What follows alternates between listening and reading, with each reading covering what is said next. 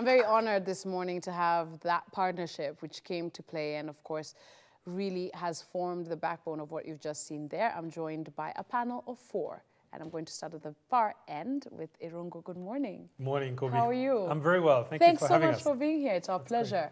Irungu, tell us a little bit about yourself and how you come into this partnership. So I work with a public interest organization called Chapter 1.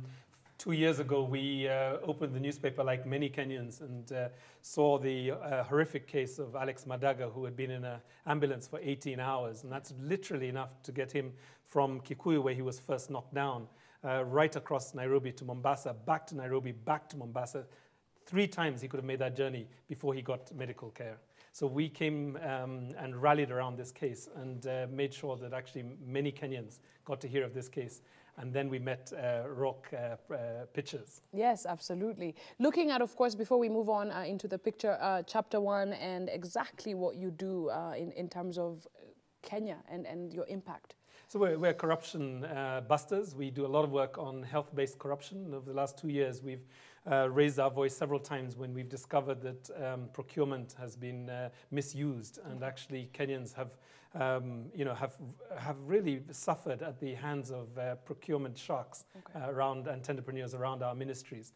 We've also been engaged in a number of campaigns to protect our schools. Many schools are now being threatened by land grabbers. Yes. And over the last 3 years, we've managed to work with the Ministry of Lands and the National Land Commission to make sure that 1,000 schools got title deeds. We did this in May. Right. And over the last year or so, we've protected 25 schools and helped them to reclaim their playgrounds from essentially third-party developers. I think that deserves a round of applause. Absolutely. Good job. Absolutely great. Wambui, you of course come in from a health perspective. Yes. Tell us a little bit about yourself and what you do. So I'm Dr. Wambui Njunge. I'm under the Emergency Medicine Kenya Foundation, a non-profit organization which came into being in 2015 January. We're dedicated in developing emergency care in Kenya, making it known to public, and also improving on emergency care procedures and practice in the healthcare, in the healthcare world. We've just seen that trailer Yes. that gives us a sneak peek into that 18 hours, giving us an overview of where we are in Kenya in terms of just emergency care. Are we where we're supposed to be? Honestly speaking, we are not there yet. We're working on it. We're working on it in terms of having standardized emergency care in all hospitals. Like if you walked into a hospital, say a private hospital in Nairobi, and if you walked into a public hospital in Nanyuki, so to say, you would get the same kind of care there. And emergency care doesn't start from the hospital. It actually starts from, in the emergency moment. Exactly. Right. When it actually happens. So from that time to the time you get to the hospital. That's all emergency care. Okay. So basically, not only in hospitals per se, also public on how they should deal with an emergency when it happens on the road. Okay. If somebody is hit, what ambulance should you call? Should you call an ambulance? How should you handle the patient? Big discussion. We're going to touch on that in just a second. All right. But Kevin, you're sitting here, of course, as the man behind the lens. Great job on what we've just seen. Tell me a little bit about when you first heard of this story and why you decided to document it. So as Irungu mentioned, I also read the story in the Daily Nation, and it touched my heart, and I thought, why will such an incident happen in our country? And I thought to myself, what can I do to prevent this from happening again? What can I do as an individual, as a Kenyan? So I got in touch with my team, the production company, Rock Pictures, where we have 2 other members, Bill and Phoebe, yes. And we decided, let's make a film inspired from this story, get it out there, get Kenyans to see it, remind them of what happened, and also give them a guideline of what to do so such an incident won't happen again. Okay, great stuff. And Nick, for you, obviously, I'm sure you have your own story as to why you joined this great team. Yes. Tell us. So I play the character Zach, who is pretty much the embodiment of the real-life paramedic Brian Odhiambo, who went through the insane 18 hours. So a lot of the character is based off because it's inspired by actual events. Yes. So we had a nice little thread of truth that we were able to mold for the character of Zach. And then there was also now my own additions as an actor that I had to put in. And Kevin approached me with the idea for this about a year ago. And he just told me, you know, do you remember this story about about the patient in the ambulance. And weirdly enough, I did. A lot of people remembered it Right, because yeah. it's just one of those stories that really, really touches you. So I remember talking about it even on my radio show, and when I met up with Kevin, we had so many discussions about this over a period of months as he was working on the script. And I also now in hand try to get more into the life of paramedics. Thank God for YouTube. Right. I watched so many. I used to binge watch documentaries on paramedics' lives for like 3 months. Yeah. And then we also had the pleasure of having the emergency medical care crew with us on set prior to shooting. Because, you know, you would think that this is just something you'll jump in and I'll get it as long as I get the lines. No, we had to learn so many things. You have to know your medical stuff, Exactly, your jargon, terminologies yeah. And the processes, the steps on how to get someone into a gurney, into an ambulance, administering IV and all that. So it was such a great learning experience for me. Amazing. Irungu, when you look at, of course, where we are, this is a story of one man, but truth be told, it has happened to many Kenyans. We know of people losing their lives sitting in traffic. Just because there isn't that kind of sensitivity or education.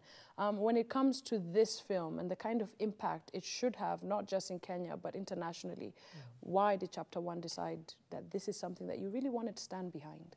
I mean, in many ways, the story, while it's a story of a tragedy, and obviously it's a story of a system that is not responding effectively to keep people safe. And even as we sit here, I'm sure there are cases happening right now where people are either getting knocked down or they're unable to breathe or they are having heart attacks and they're not getting the kind of support that they need.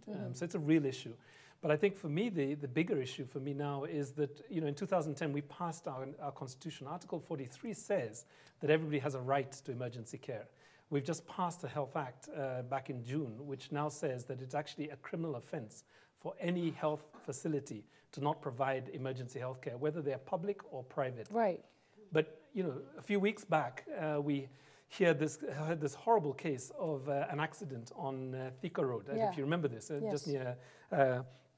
where was it? It was just near Garden Estate there. And, I remember, And what happened was 11 people passed away. And what struck me from that moment was that we still don't see a whole set of public and private facilities as being available to us. So people were put in an ambulance and driven across maybe 5 different health providers to get to Kenyatta National Hospital. They ignored, you know, Gertrude's, they ignored all the Aga Khan. So the question is really, we need a universal system that makes sure that, you know, if I'm anywhere in the 47 counties, I have a telephone number that I can call, and that emergency number gets me to the closest ambulance that can save my life. Okay. And that's why I think this movie is significant, and that's why I think all Kenyans need to come out and watch this, because it will really present for them what is the opportunity that we have as a country to keep all of us safe. Absolutely. Dr. Amboi, in terms of just, yes, we know we have an emergency number, and not just medical, we're talking here about all emergencies, fires, accidents. What is the issue in terms of just making that call, having another human pick up the phone, get your location and get there as fast as possible? We all know that we have that number to start with. You and me might know that, but the other person in the public there, do they know that? So that's why as a foundation, we are working on developing emergency care to make it known to people that there is a number and to work with the people around the number so that there's action as to if somebody calls. What should we ask for an ambulance for them? What should be done, what the person who's called, what they can be doing in time before the ambulance comes. Kevin, obviously you did your own research before you embarked on even writing this script, and telling a film that is actually coming from actual events is even tougher. What did you find in terms of your research, and especially where the need was? I live in Reisambu, so I also had a personal incident where a neighbor of mine was stabbed in the neck. Wow. And he was bleeding, and we called an ambulance. The ambulance told us all our ambulances are full. We can't come to your rescue. We called a second ambulance. We didn't get picked up. So those were some of the gaps I noticed even before when I was writing the story, that yes, there are numbers, but what's the response time? Do they respond effectively? Are those numbers, you know, do people know about those numbers? Because, for example, you'll see every ambulance provider in Kenya have a different number. Yes, they do. They have a different number. So for an ordinary Kenyan, having all those numbers on your phone, it's a We should just have one line. We should just have one line, Absolutely. which is maybe 911, 999, a line that works, that when someone picks up the call, within 5 minutes, they are there at the site. So those are some of the challenges I saw before we made the film. But doesn't that speak volumes in terms of people have lost hope in the system? People actually would rather even go into their pockets, pay for an Uber and put this person in it, rather than rely on the system that's in place, you know? Yeah, go ahead. This is such a sometimes discussion. The actual helping that people do makes it worse for the patient. Exactly. So it would be better off if we had a number that you can call and somebody directs you on what to do and what not to do. We are going to talk about that, Dr. Ambo, in just a second, what to do in case you show up in an accident scene. Exactly. For you, Nick, looking at, of course, your research, you've told us that you literally had to delve and get into the life of a paramedic and even had to work with them. Appreciating this job, because I think a lot of us we look at the doctors and the nurses, but appreciating the work of a paramedic. Talk to us from that perspective.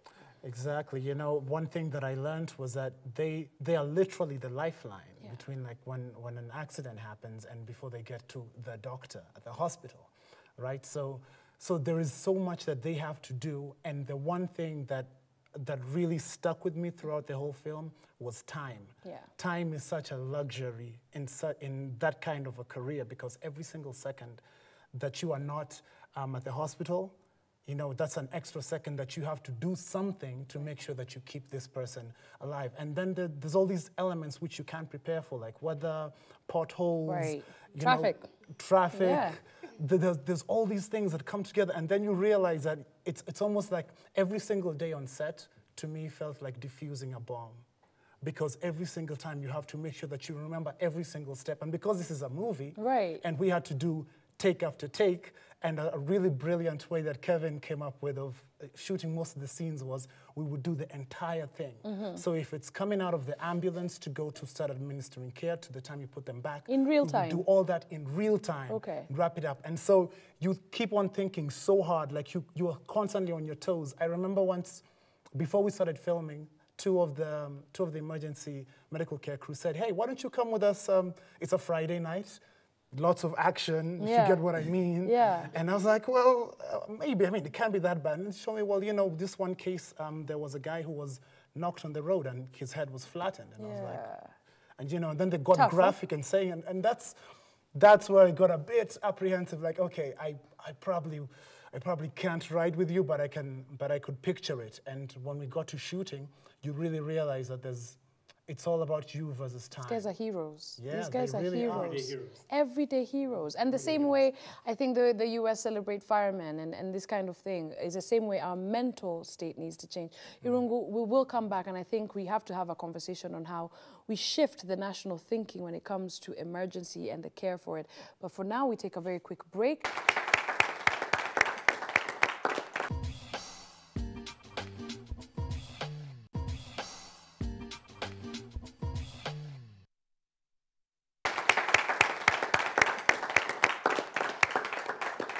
18 Hours, a film made in Kenya by Kenyans, for Kenyans, and of course the globe as well, just to highlight a very important issue when it comes to emergency care in this country. But I think it starts with all of us. I don't think it starts with those great paramedics. Great job, by the way, Nick. Yeah. Irungu, give us a little bit of what needs to happen. Is there a need for a national mental shift for something like this to really change? I think this is one of the areas that the entire nation needs to focus on right now. Just to give you a sense of some of the challenges that we have, we probably have 10 fatal accidents every day across this republic, 10. Wow. So it's 3,000 over a year. And you take a place like, just take Nairobi, which is probably the best resource in terms of ICU beds. We have 90 ICU beds in the entire county of Nairobi, 4.5 million people, 90 beds. Wow. Right? So we need to do something that ensures that people get as much treatment before they get to the point of a hospital. But also I think we need to encourage people to be much more proactive in terms of this. And one of the things that every single adult can do in this country is that they can register for the National Health Insurance Fund. Okay. Right? Okay. Now, the story of Alex Madaga is tragic in many regards, but one of the things that his widow talks about is that he was not registered on NHIF, Okay. right? And it was therefore very difficult for him to get services. And in the real story, he's asked for 200,000 shillings, or rather his wife is asked for 200,000 shillings as he lies there dying in an ambulance. And she doesn't have that. She doesn't, course. she didn't come to the accident scene with 200,000. She doesn't have a credit card. She doesn't have people who have credit cards. She goes onto her knees in the real story, begging for support, and even offers to bring a title deed to this hospital. The hospital rejected them. But they were rejected by 3 hospitals on the account of either there was no ICU bed, or secondly, they didn't have a deposit to make. Now, this is an everyday story. Right? So until we're able to get to a place where it doesn't take 18 hours to get onto an ICU bed, which is the case of Alex Madaga, it takes 6 minutes. Right. Then we are not safe. None of us are safe. And I think that's what we need to, call on the ministry to finish the policy that they're developing. It's an emergency policy, and we hope that the Cabinet Secretary will unveil this very soon. And it would be great if you could do this at the premiere of the movie that's coming up on November the 10th. Amazing. Dr. Amboy, looking at, of course, that issue in itself, it is quite true. There's many Kenyans who know that they're supposed to have NHIF, who just can't, or who don't have access, who don't have the money. Exactly. They show up there in the emergency situation, and if it's not an issue of beds, it's an issue of you don't have money, there are no doctors available, we don't handle emergency at this hospital. It's crazy. Right? Yes, it is. Yes, it is. It's quite crazy. And that's why we're working on the policy such that we have that insurance fund whereby everybody sort of provided to everyone, such that if you present yourself to a hospital, it's not a matter of do you have the insurance, do you have the money? It's a matter of if you present to a hospital, we provide the emergency care that's required to you, regardless of whether you have money or not. How do Kenyans access you, the foundation? We have a website, www.emergencykenyafoundation.org. You can get us there. And, We'll do one better for you, Han. We're going to put those contacts on our social media platforms so that guys can access them, and we'll follow up with you. And you're always welcome on the show just to tell us the progress and how far you've come, and also the engagement, which I think is so key. It is. Kevin, for you, obviously, looking at this film and with your partners just deciding to do this and then realizing that there's a foundation that's working with the ministry, there's Chapter 1 that's advocating for a lot of this. How did that make you feel to get this kind of support? So, well, we made our company, Rock Pictures, is a for-profit company. So we put in some money to make the film. But for us, it wasn't just about that. For me, this will be a successful film when it has an impact in the society.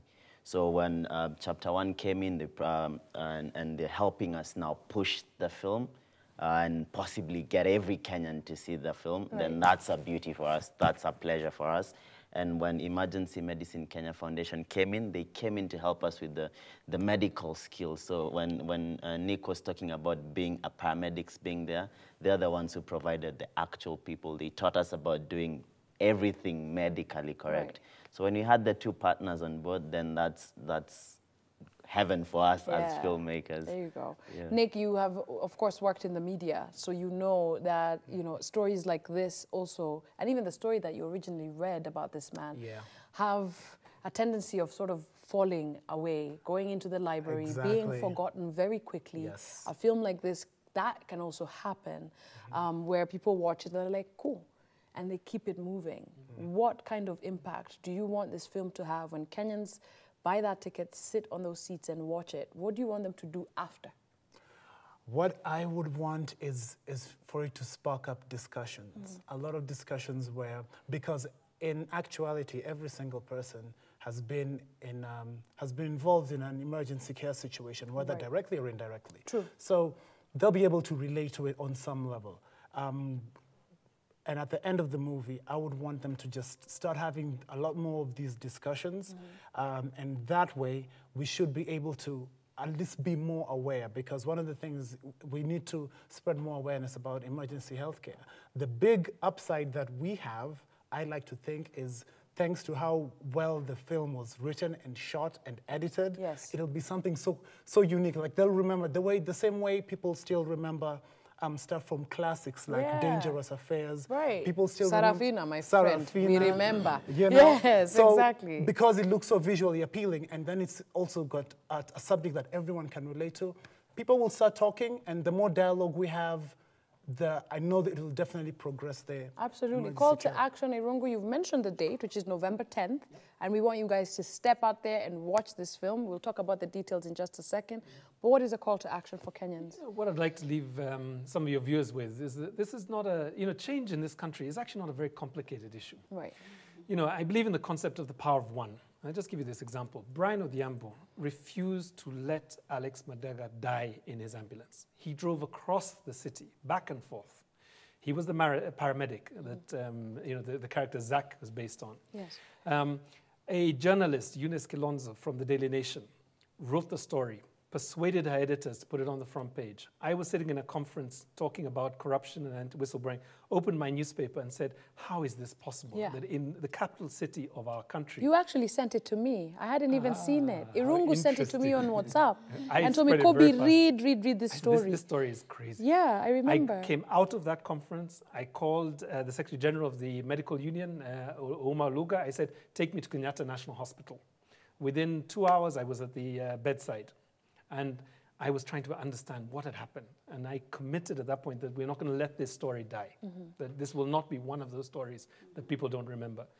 Now, that story then inspired Joy, Yes. Kevin. I didn't know Joy until about a month ago. Oh, really? Yes, absolutely. Oh, wow. We How didn't the know each other world 2 months works. ago. Yeah, yeah. And actually what happened was on Twitter, they started talking about the movie. And I was like, okay, somebody's made a movie about Alex Madaga's death? That is really profound. So we looked for each other. And then we agreed that we're going to promote this movie together. So I think for everybody who watches this, there is something you can do. If it is only have a conversation in your family or in your class or in your workspace or in the market, talk about who is the paramedic, who is the emergency healthcare person that we will send for training with St. John's or with any of the other paramedic training institutions. Let every public space have one person that is designated for this. We would all be much safer. Amazing. Dr. Amboy, I think we wind up with you. Before we came on, the doctor and I were talking about the man from the Huruma building collapse who died in traffic. Yes. And he didn't die because the ambulance driver couldn't make it to the hospital because he died because Kenyans were refusing to move. Guys, because our mental state is hakuna hata mtu hapo ndani. Exactly. What can you say to Kenyans in terms of the ones who are watching, who will be on the road today, who will meet someone who has encountered an emergency, who is literally holding on for dear life? What can you say to those Kenyans? It could be your mother. It could be you could be somebody you know. It could be, like you said, it hits close to home. Yeah. It could be somebody you don't know. You're not always with those people. It could be somebody close to home. So for those people who refuse to move for an ambulance and say, there's nothing happening, follow policy, move. Exactly. Move. And that's why we're saying as a foundation, we need to enlighten Kenyans. I think the lackluster position we've taken on emergency care as the public, as healthcare providers, that needs to change. And that's why the foundation is there. So we educate people. We need to bring it close to home. And like you said, we'll come back and we'll tell you more on what we will have done. I think we should come up with a hashtag, guys. We should. We really should. There's all kinds of crazy hashtags which should be trending out there. And this one should. This movie needs... Are you guys going to make this movie trend? Are you going to go for it? Let me hear it. Good job. Kevin, tell us when... There's actually a hashtag. So there is? There is. Look at you, brother. So good. Tell me. So the hashtag is 18 hours film. Okay. So there we're talking about the film and all the things, call to actions we can have. So it's an ongoing conversation and dialogue. Okay. It's happening on Twitter, on Instagram, on Facebook, on all social media. We're going to join in on it. We're going to join in You on are it. welcome. Fantastic. So the film premieres on the 10th of November. Okay, not October 27th. I don't know where I got that date from. Sorry. No, actually, that was the date. Then election happened and was Oh, moved yes, to the 26th. of course. Yeah, My goodness. All right, it's fine. So the premiere is at Prestige Plaza, Ngong Road, Okay. on the 10th of November. So we invite every Kenyan who can get their ticket, go there, watch this film. I can almost guarantee you it will change how you think about emergency care. And then a week from there, it will open in all cinemas across the country. So in Mombasa, Kisumu, and all the other cinemas in and around Nairobi, Garden City, Westgate, Fantastic. all cinemas. So get out there, buy your tickets, get watching the film. I hope I see you in Cannes. Really, at the film festival. I hope I see you in Toronto. I hope I see you at the Oscars presenting. And you too. Give it up for Nick. Wasn't he great in it? You saw this great man? You're so awesome.